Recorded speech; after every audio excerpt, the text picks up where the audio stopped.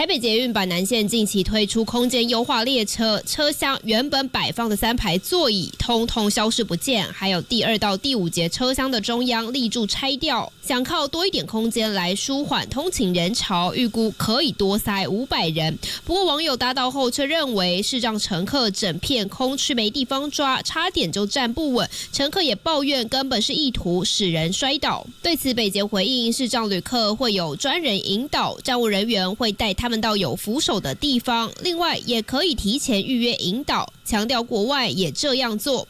另外搭捷运旅客只要有3种临时需求，北捷也有临时通行证，只要到捷运站服务台告诉工作人员需要借用站内付费区的厕所就能通行，付费区的通道也能使用站内的商业设备，但要记得这票可不能拿来搭车，否则可是要乖乖补票。德意新闻生活中心综合报道。